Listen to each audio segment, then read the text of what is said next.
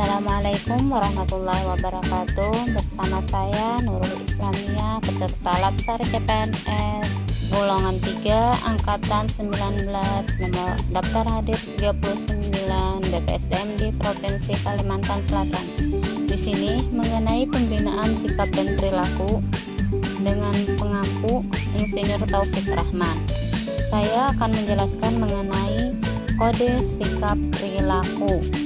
Kode sikap perilaku adalah pedoman perilaku yang meliputi kewajiban dan larangan bagi peserta selama mengikuti pelatihan dasar CPNS. Penegakan kode sikap perilaku merupakan bagian dari penilaian sikap perilaku peserta. Rincian kode sikap perilaku antara lain sebagai berikut. 1. Hadir tepat waktu mengikuti kegiatan pembelajaran tidak kurang dari 5 sesi pembelajaran pada pembelajaran sinkronus dan klasikal. 2. Menghormati pengajar, penyelenggara, dan sesama peserta lainnya. 3. Menyelesaikan semua tugas yang diberikan oleh penceramah, pengajar, dan penyelenggara pelatihan. 4. Berpakaian sopan selama mengikuti kegiatan pelatihan. 5. Selama pembelajaran sinkronus, peserta tidak melakukan aktivitas lainnya dan mengaktifkan kamera kecuali tidak memungkinkan secara sistem. 6.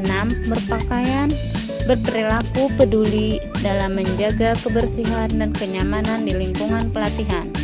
7. Tidak merokok selama pembelajaran berlangsung. 8. Tidak membawa senjata ke dalam tempat pelatihan. 9. Tidak melakukan plagiarisme dalam bentuk apapun selama mengikuti pelatihan. 10. Tidak memberi gratifikasi kepada penceramah, widyaswara, pengelola, dan penyelenggara pelatihan. 11. Tidak melakukan pelanggaran norma hukum, moral, dan susila selama mengikuti pelatihan. Dan ke-12, tidak membawa dan mengonsumsi minuman keras, narkoba, dan bahan terlarang lainnya di dalam tempat. Pelanggaran terhadap kode sikap perilaku pelatihan dasar CPNS diberikan sanksi sebagai berikut. Jika peserta terbukti secara sah dan meyakinkan melakukan pelanggaran terhadap hadir tepat waktu mengikuti kegiatan pembelajaran tidak kurang dari 5 sesi pembelajaran pada pembelajaran sinkronus dan klasikal, diberikan sanksi sebagai berikut. Pertama, pada rentang 3 sesi pertama diberikan peringatan lisan. Pada rentang 2 sesi berikutnya setelah rentang sebagaimana dimaksudkan pada poin 1 diberi surat teguran. Ketiga, pada sesi berikutnya setelah rentang sebagaimana dimaksudkan pada poin kedua, peserta diberhentikan tidak dengan hormat dari pelatihan dasar CPNS dan dikembalikan kepada instansi asalnya. Dan keempat, pemberhentian dan pengembalian sebagaimana dimaksud pada poin ketiga disampaikan melalui surat pengantar dari pimpinan lembaga pelatihan terakreditasi tujuan kepada pimpinan instansi pemerintahan asal peserta. Jika peserta terbukti secara sah dan meyakinkan melakukan pelanggaran. 1. Menghormati pengajar, penyelenggara, dan sesama peserta lainnya. 2. Menyelesaikan semua tugas yang diberikan oleh penceramah, pengajar, dan penyelenggara pelatihan. 3. Berpakaian sopan selama mengikuti kegiatan pelatihan.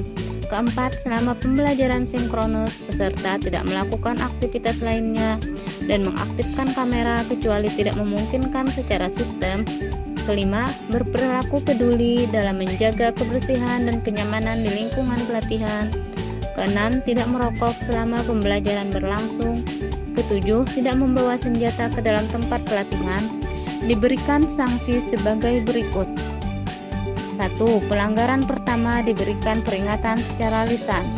2. Pelanggaran kedua diberi surat teguran. 3. Pelanggaran ketiga, peserta diberhentikan status kepesertaannya dalam pelatihan dasar CPNS dan dikembalikan kepada instansi asalnya. Dan 4. Pemberhentian dan pengembalian sebagaimana dimaksud pada poin ketiga disampaikan melalui surat pengantar dari pimpinan lembaga pelatihan terakreditasi ditujukan kepada pimpinan instansi pemerintah asal peserta.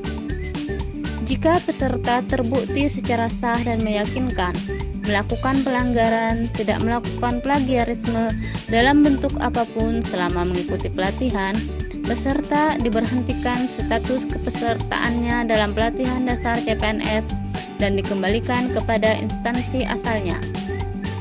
4. Pemberhentian dan pengembalian sebagaimana dimaksud pada angka 3 disampaikan melalui surat pengantar dari pembinaan lembaga pelatihan terakreditasi ditujukan kepada pimpinan instansi pemerintah asal peserta.